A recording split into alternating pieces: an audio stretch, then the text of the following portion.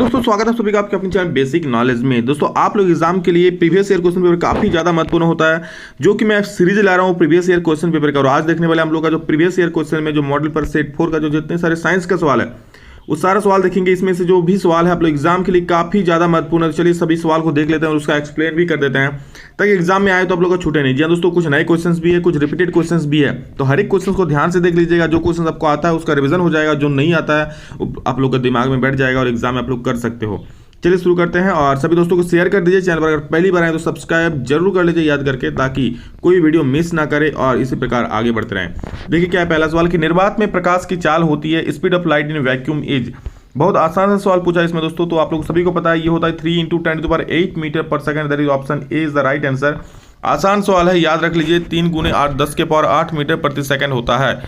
अब अगला सवाल है, ध्रुव और वक्रता केंद्र को मिलाने वाली रेखा को डैश कहते हैं। ये सवाल मैंने पहले भी एक बार आप लोगों को बताया था, ठीक है। ध्रुव और वक्रता केंद्र को मिलाने वाली रेखा को क्या कहते हैं। मान लीजिए कोई दर्पण है, ठीक है। अब ध्रुव और वक्रता केंद्र, ठीक है। मान लीजिए यहाँ पर ध्रुव है, ये ध्रुव है, यहाँ पर सी है, तो ये लाइन को इसी लाइन में मिला रहा है। इस लाइन को क्या बोलते हैं, प्रिंसिपल एक्सिस बोलते हैं, यानी कि प्रधान अक्ष बोलते हैं या फिर मुख्य अक्ष बोलते हैं। तो क्या हो जाएगा इसका सही उत्तर, बिल्कुल जो आप लोग सोच रहे हैं यानी कि मुख्य अक्ष इसका सही उत्तर हो जाएगा, यानी कि प्रिंसिपल एक्सिस इंग्लिश में सही हो जाएगा, ठीक है।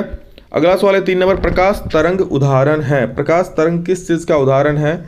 प्रकाश तरंग दोस्तों उदाहरण है विद्युत चुंबकीय तरंग का, यानी कि ऑप्शन बी बिल्कुल सही हो जाएगा, ठीक है। अगला सवाल है, एक इलेक्ट्रॉन पर कितना आवेश होता है। तो सभी लोग जानते हैं आप लोग कितना होता है, 1.6 × 10⁻⁻19 कूलम, यानी कि ऑप्शन डी बिल्कुल सही हो जाएगा। देखिए यहाँ पर थोड़ा बहुत मिसमैच करेगा तो फिर आपका आंसर गलत हो सकता है, इसलिए ध्यान से सुन लीजिए। 1.6 × 10⁻⁻19 is the charge on an electron. Okay, next question, LPG का मुख्य अवयव क्या है। दोस्तों आपको पता होगा एलपीजी का मुख्य अवयव ब्यूटेन होता है, मतलब ब्यूटेन प्रचुर मात्रा में उसमें होता है। और ये आप लोग का इस बार भी मॉडल पेपर में सवाल था, ठीक है। तो ब्यूटेन का देख लीजिए, नॉर्मल ब्यूटेन है और आइसो ब्यूटेन है, तो ये वाला आप लोग का सही हो जाएगा। ऑप्शन नंबर ए बिल्कुल राइट आंसर है, ठीक है।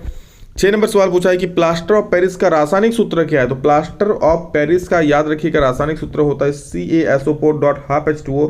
दोस्तों यहाँ पर और एक चीज होता है जिप्सम, ठीक है। तो जिप्सम का याद रखिएगा, जिप्सम का सूत्र होता है CaSO4.2H2O, ठीक है, समझ गए। और ये वाला जो होता है दोस्तों ये ब्लीचिंग पाउडर का होता है, ठीक। काफी ज्यादा महत्वपूर्ण सवाल है, याद रख लीजिए। शल्य चिकित्सा में टूटी हड्डियों के लिए प्रयुक्त होने वाला रासायनिक पदार्थ क्या है। बिल्कुल वही है जो इससे पहले आप लोग पढ़े, क्या, प्लास्टर ऑफ पेरिस। जी हाँ दोस्तों, प्लास्टर ऑफ पेरिस से ही टूटी हुई हड्डियों को जोड़ा जाता है। काफी बार मैंने बता चुका हूं आप लोग को। अम्ल विलेन का पीएच मान 7 होता है, ये भी कोई बताने वाला चीज है।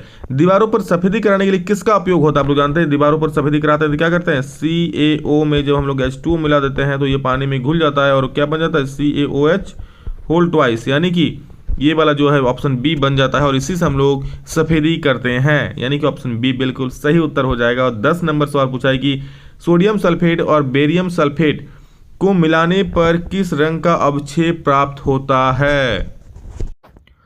तो दोस्तों सोडियम सल्फेट और बेरियम क्लोराइड, यानी कि सोडियम सल्फेट को बोलते हैं Na2SO4 और बेरियम क्लोराइड को BaCl2 को जब रिएक्शन कराएंगे तो उसमें जो अवक्षेप प्राप्त होता है, यानी कि जो अवक्षेप मतलब कि जो पानी में अघुलनशील होता है वो सफेद कलर का होता है। आप लोग देखे होंगे दोस्तों कभी कभार कि जब नहाते हैं और पानी जब हार्ड होता है जो पानी, ठीक है, वो पूरी जब साबुन नहीं घुलता है तो सफेद सफेद टाइप का एक झाग टाइप का उत्पन्न होता है जो पानी में नहीं घुलता है, ठीक है। जो झाग उत्पन्न होता है वो नहीं, और एक टाइप का होता है सफेद सफेद उत्पन्न, वो पानी में घुलता नहीं है, ठीक है। उसी प्रकार यहाँ पर कुछ होता होगा तो उसे कौन कलर का होता है, सफेद कलर का होता है। और इससे दोस्तों हम लोग क्या बोलते हैं, अवक्षेप बोलते हैं, जो पानी में नहीं घुलता है।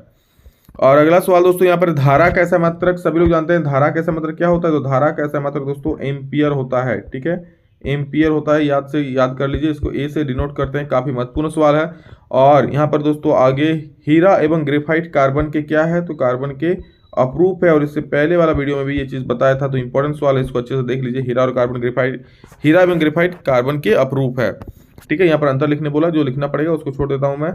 आगे देखिए बायोलॉजी में दोस्तों क्या पूछा ऑब्जेक्टिव में कि मुकुलन द्वारा अलैंगिक जनन होता है। तो याद रखिए मुकुलन द्वारा अलैंगिक जनन जो होता है वो ईस्ट और हाइड्रा में होता है, लेकिन हाइड्रा कहीं भी ऑप्शन में नहीं दिख रहा है, लेकिन ईस्ट हमको दिख रहा है, तो यहाँ पर ईस्ट को मार दीजिए, ठीक, सही हो गया, ठीक है।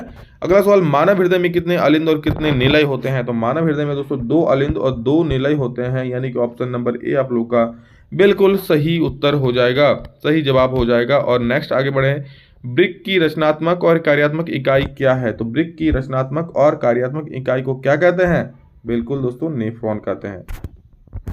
नेक्स्ट क्वेश्चन, ये कण रक्त का थक्का बनाने में सहायक है। कौन सा कण रक्त का थक्का बनाने में सहायक है? तो दोस्तों याद रखिएगा, प्लेटलेट्स जो है, ठीक है, प्लेटलेट्स या पट्टिकाणु। आप लोग देखेंगे कहीं पर कट फूट जाता है तो वहाँ पर खून निकलने लगता है, फिर कुछ देर बाद अपने आप वो खून बंद हो जाता है। क्यों? क्योंकि हमारे शरीर में दोस्तों प्लेटलेट्स नामक कोई चीज होता है, ठीक है, जो वहां पर जाकर जम जाता है जहां पर कटा होता है। अगर कटेगा नहीं समझ तो समस्त खून आपका शरीर का बहकर निकल जाएगा, तो फिर परेशानी हो जाएगा ना। तो इसलिए यहाँ पर सही उत्तर क्या हो जाएगा? प्लेटलेट्स या पट्टिकाणु, जो रक्त का थक्का बनाता है और खून बहने से रोकता है कहीं पर कटे हुई जगह पर। किस वैज्ञानिक को अनुवांशिकी का पिता कहा जाता है? तो जानते हैं आप लोग, मेंडल जो है, जो मटर के पौधे का प्रयोग करके अनुवांशिकी का खोज लगाया था, तो ये ग्रेगर जॉन मेंडल बिल्कुल सही उत्तर हो जाएगा। और अगला सवाल की बात करें तो अमाशय की जठर ग्रंथियां डैश स्रावित करती है। अमाशय की जठर ग्रंथियां क्या स्रावित करती है?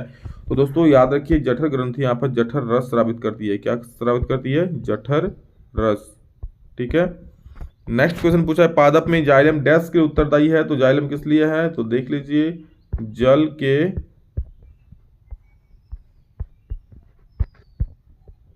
ठीक है, जल के वहन के लिए जाइलम उत्तरदायी होता है। और फ्लोएम अगर पूछा कि पादप में फ्लोएम किस चीज के उत्तरदायी है, तो ध्यान से सुन लीजिए, फ्लोएम जो होता है दोस्तों वो भोजन के वहन के लिए उत्तरदायी होता है। अगला सवाल यहाँ पर देख लीजिए, जो कि आप लोग यहाँ पर सब्जेक्टिव है दोस्तों। अब बता दूं आप लोग को, जितना सारा सेट था साइंस का मैं खत्म कर चुका हूँ, सोशल साइंस का दो सेट अपलोड कर चुका हूँ, और बाकी जो भी है मैं धीरे धीरे अपलोड कर दूंगा। और इंपॉर्टेंट क्वेश्चन सारे सवाल जो है आप लोग एग्जाम के लिए काफी ज्यादा महत्वपूर्ण है, आप लोग एग्जाम में ये सवाल जरूर देखे जाएंगे, ठीक है। तो इसलिए एक एक सवाल को देख लीजिए, क्या पता एग्जाम में आया। अगर आप नहीं कर पाए तो उससे ज्यादा बड़ी दुख की बात और क्या हो सकती है, क्योंकि सर ने पढ़ाया था पर आपने नहीं किया, तो इसलिए वो घड़ी आने मत दीजिए, पढ़ लीजिए, इतने सारे सवाल अच्छे से देख लीजिए।